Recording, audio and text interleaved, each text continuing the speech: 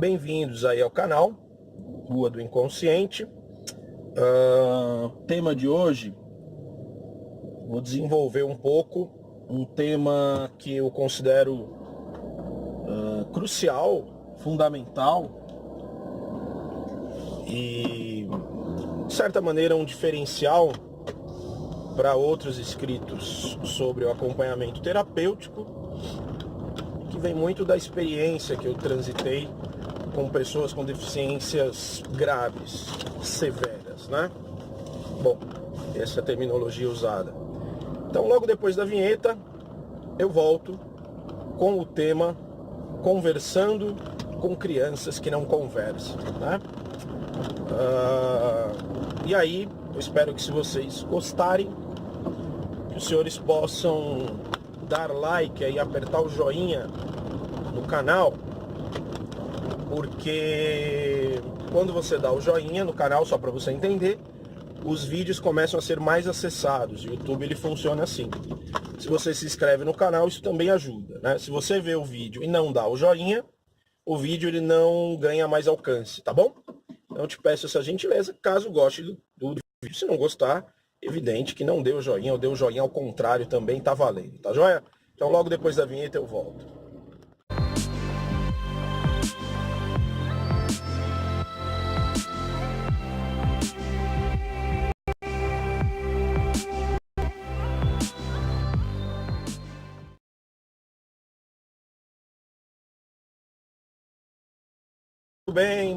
Muito bem, bem-vindos, bom dia a todos, mais um vídeo aí, mais uma aposta utópica de que compartilhar essas reflexões, esses conteúdos possam tocar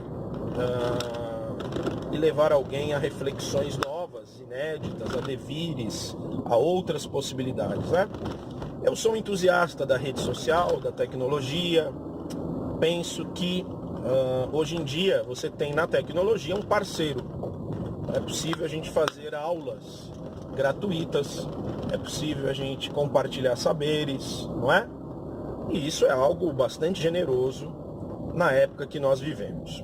Muito bem, nessa onda, nessa brisa, tema de hoje, conversando com crianças que não conversam. Veja, eu estou roubando esse título, né? Que é exatamente o título de um artigo muito bem escrito por Paula Ayub. Pesquisem aí no Google.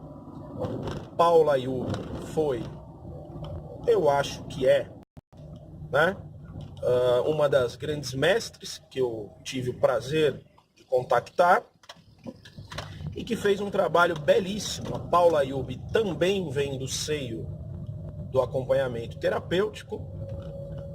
Ela cria uma instituição que até hoje existe, chamado Centro de Convivência Movimento, também vale a pesquisa, e ela faz uma coisa inédita, né? É muito interessante a força do inédito, né? O Deleuze e Guattari vão nomear o inédito como um acontecimento. Para o acontecimento acontecer, várias forças, múltiplas composições contribuem para que o inédito apareça. Para o Deleuze e Guattari, um acontecimento não é como um acontecimento de senso comum, né? O acontecimento ele tem uma cara de algo inédito, revolucionário, né? E a Paula Ayub fez um acontecimento, né? Ela deu voz para algo inédito, né? Ela criou, né, uma coisa inventiva. E ela criou um jeito de trabalhar com pessoas com deficiência que a conversa se dá mesmo quando não há fala, não há o verbal. Captaram? E o título desse artigo dela trata desse assunto. Conversando com crianças que não conversam. E ela foi usar para elaborar os seus pensamentos os referenciais da teoria sistêmica. A teoria sistêmica é uma teoria bastante interessante, né? Ela tem proposições que eu considero muito valiosas principalmente no ponto dos métodos de conversa, dos métodos de diálogo, das metodologias voltadas para a construção de pedidos com as famílias de pessoas que procuram ajuda, né? Portanto, vale muito a pena você pesquisar um pouco mais sobre teoria sistêmica, né? Muito bem, mas eu não sou um teórico sistêmico. Eu sou um admirador da Paula Yubi e da teoria sistêmica. E assim como a Paula, eu sou fruto, o meu olhar profissional é fruto das minhas incursões no campo do acompanhamento terapêutico. E nesse campo do acompanhamento terapêutico, na minha jornada, esteve muito atrelado a pessoas com deficiências graves e pessoas não falantes. Correto? E é disso que a gente vai falar aqui. Bom, como conversar com pessoas que não conversam? Como dialogar com pessoas com autismo? Como dialogar com pessoas embotadas? Como dialogar com pessoas tão diferentes de nós falantes neuróticos, né? É disso que se trata essa reflexão. Muito bem. A teoria sistêmica, e num livro chamado Pragmática da Comunicação, ela tem um postulado muito interessante, que é o seguinte postulado: é impossível não comunicar. E há um exemplo descrito nesse livro. Um sujeito vai viajar no avião, senta-se ao lado desse sujeito um senhor X. Esse senhor X tira um jornal e começa a ler um jornal. Esse sujeito que está ali ao lado não está conversando com esse sujeito ali do lado. Tá certo? Então não há uma conversa direta. Entretanto, há uma comunicação ali, né?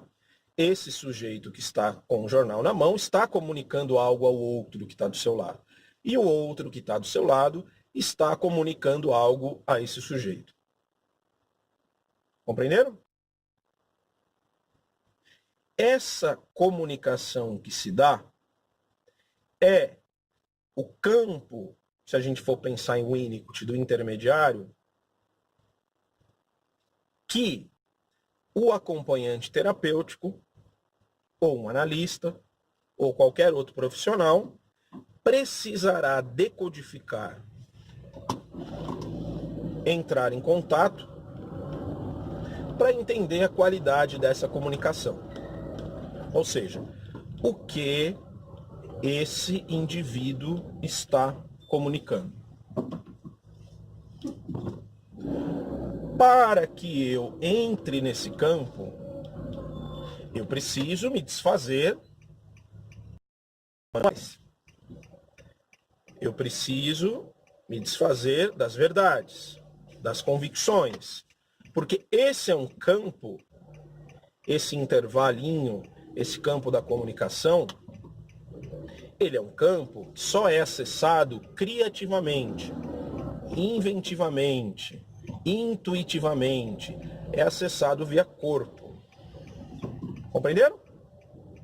Bom, se eu partilho de verdades dos manuais, por exemplo, a respeito do autismo, né? Veja, se eu partilho da ideia corrente, né, dos manuais, que autistas não se comunicam, pronto, eu assassinei as possibilidades inventivas, criativas, de descobrir qual é a comunicação desse sujeito. Captaram? Bom, O Jung traz um recheio delicioso para essa reflexão, quase um recheio de uma torta holandesa, porque o Jung diz o seguinte: irmão, quando você está diante de uma pessoa, existem múltiplas comunicações acontecendo, tá? Então, dentro do pensamento junguiano, você vai ter o consciente se comunicando com o consciente. Você vai ter o consciente se comunicando com o inconsciente. Você vai ter o inconsciente se comunicando com o inconsciente. E você vai ter o inconsciente se comunicando com o consciente. Compreenderam? Ou seja, você tem uma multiplicidade de comunicações acontecendo num setting terapêutico, num setting analítico. Bom,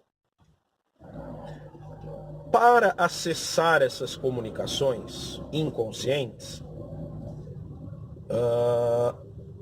é necessário que o terapeuta ou AT, ou seja lá quem for, desenvolva algo, né? Não é um tipo de comunicação simplória essa. O acesso a esse tipo de comunicação que eu estou trazendo aqui, ele é um acesso extremamente delicado. Tá? Por exemplo, vamos voltar à figura da pessoa com autismo. Veja, não digam, nossa, evitem falar autista, tá? Isso é horrível, né? Os profissionais usam isso. Autista, né? Você tira a pessoalidade daquele ser, né? Não existe autista. Existem pessoas com autismo. Existe o Joãozinho com autismo, a Mariana, o Flávio, o Estevão, o Roberto, né? Há nomes por trás dessas pessoas. E os senhores notem que essa ideia de autista dos manuais é uma ideia de categorização. Então, a gente vê por aí tratamentos e propostas que consideram que todos os autistas são iguais. Que todos os autistas devem ser tratados da mesma maneira. Não é? Eu trabalho há 13 anos e já conheci 1 trilhão, um pouco, de pessoas com autismo, e nunca vi um sequer igual ao outro. Quiçá parecido. Parecido sim, quer dizer, existem traços, né? Isso serve para montar o diagnóstico, para pensar algumas coisas. Evidente que tem traços, né, dentro do autismo. O que eu estou querendo dizer é que a pessoa que está ali por trás faz toda a diferença. E a pessoa que está ali por trás do autismo, a pessoa com autismo, e também as pessoas por trás dos familiares, as pessoas por trás dos tratamentos, as pessoas por trás das escolas. O que faz diferença no êxito de um tratamento é a pessoalidade, e não a tecnicidade, não a cientificidade. Sacaram? Muito bem, muito bem, muito bem. Avancemos. Como disse, como eu irei trabalhar enquanto acompanhante terapêutico, psicólogo, terapeuta, TO, o raio que o parta, como eu irei acessar a pessoa por trás do autismo? Como eu irei acessar a pessoa por trás da deficiência grave? Como eu irei acessar a pessoa por trás de um indivíduo que fala? E aí é a magia, né? É onde eu queria chegar. Aí é o ofício, aí é o artesanato, aí é a poesia, e aí é uma coisa que a gente pode chamar genericamente de sensibilidade. Há um risco aqui, tá? Há um risco aqui importante de ser desenhado. Sensibilidade, empatia, essa prática inventiva e criativa de entrar nesse campo do entre e acessar a pessoa, não tem nada a ver absolutamente com amor incondicional, com caridade, com dó, com pena. né? Com assistencialismo, com uma coisa meio missionária, não é? Não tem nada a ver com isso. Isso não é acessar essas pessoas. Por vezes isso não é acessar nada, nem a si próprio, tá? Então, no campo das deficiências, no campo do autismo, há muito essa fala, né, do pai, do amor incondicional. Isso é um absurdo, né? Isso é uma negação ferrenha do fenômeno. Para você passear nesse campo, para você descobrir as portas, as janelas abertas da comunicação, vários trânsitos internos e emocionais se darão, por exemplo, em tudo aquilo que é hostil. Raiva, ódio, tristeza, angústia, vontade de socar o sujeito, vontade de ir embora, se sentir uma pessoa incompetente, toda uma série de emoções e de vivências dolorosas habitam quem deseja se comunicar com pessoas que não conversam, como nós. De fato, é entrar num outro universo. Entrar no universo da despalavra, entrar no universo das deficiências, entrar no universo do autismo, exige do sujeito um deslocamento grande. Não é? Então não é uma tarefa de amor. Esqueçam essa ideia de amor. Não é disso que se trata. Pelo menos não o amor como é dito por aí. Muito bem. Bom, então aqui a gente já pode pular para um próximo passo. Para dialogar com essas pessoas, eu tenho que, antes disso, ter iniciado um profundo diálogo com os meus recursos pré-verbais ou não verbais. Certo? Eu preciso estar em contato com tudo aquilo que não é da palavra. Eu preciso estar em contato com meus núcleos deficientes e psicóticos. Tá? A ideia de núcleos deficientes e psicóticos e que tudo que há lá no outro há em mim é uma ideia bem junguiana, tá? É uma ideia que eu faço esse empréstimo com Jung, né?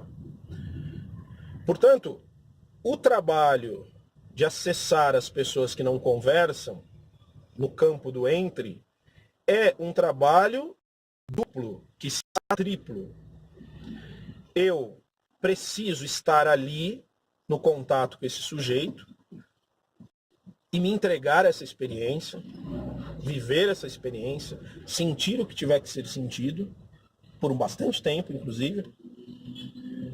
Eu preciso sondar os indivíduos em torno desse sujeito para percebê-los e levantar boas hipóteses, né, sobre o que acontece com esse sujeito.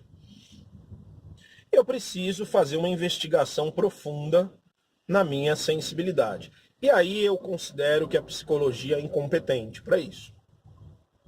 Nessa investigação profunda sobre quem eu sou e como eu funciono, claro que a análise é um espaço muito rico, mas não só. Teatro, literatura, cinema, amores, amigos, grupos, tudo o que puder nos provocar.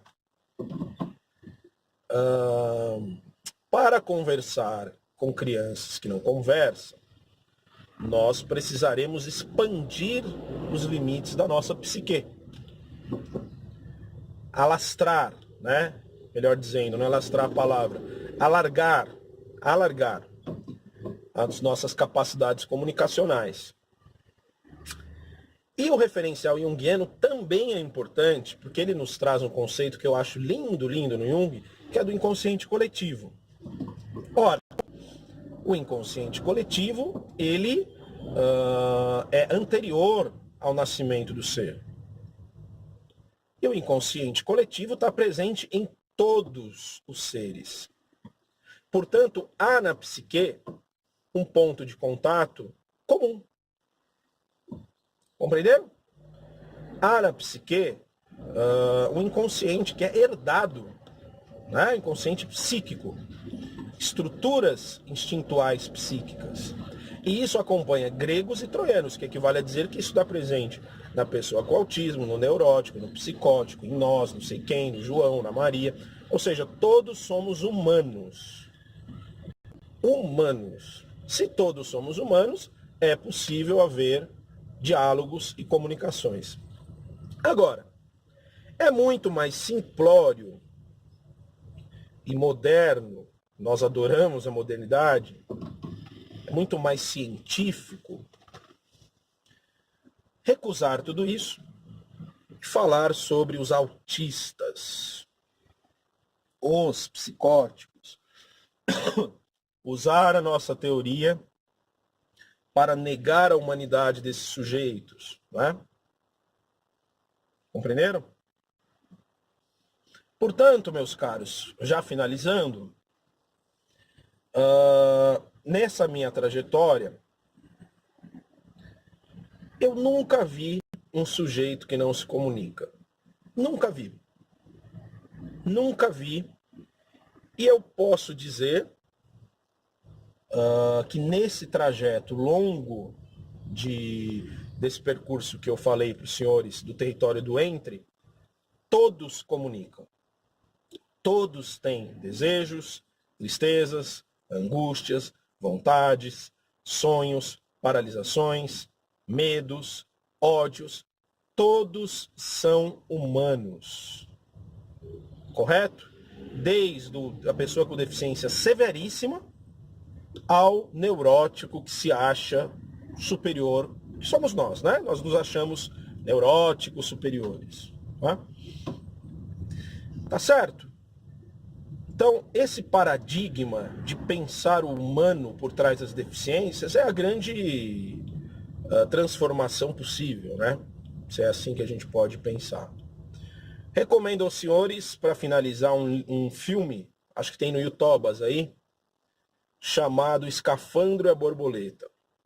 Os senhores vão acompanhar a trajetória, entre outras coisas, de uma fono que aprende a se comunicar com uma pessoa portadora de uma doença nossa, me fugiu o termo. Essas doenças neurológicas que vão se agravando. Me fugiu o termo agora. Enfim, mas nesse filme, essa fono, ela desenvolve uma comunicação pelo piscar dos olhos com esse sujeito. Né? Um trabalho lindíssimo, artesanal, sensível. E o filme é muito interessante porque mostra a fono no olhar do sujeito. A câmera é como se fosse o sujeito com a doença neurológica. Todo o corpo dele não se move, ele não fala. Né? E ali é um belo exemplo de tudo isso que eu estou falando para os senhores. Né? Um filme belíssimo. Um outro filme belíssimo do território do Entre é Os Indomáveis, que conta a saga de um cuidador que não é cuidador, um psicólogo que não é psicólogo, um AT que não é AT, que se aventura em conhecer a alma de uma pessoa com paralisação total. Né? Um filme belíssimo, é um clássico esse filme aí. Né? Tá bom, queridos? Agradeço a sua paciência, agradeço o seu tempo gasto comigo e novamente peço que o senhor dê um joinha aí e também, se possível, espalhe esse vídeo por aí. Conversando com crianças que não conversam, tá bom? Forte abraço aí, até o próximo vídeo, é nóis, vamos que vamos.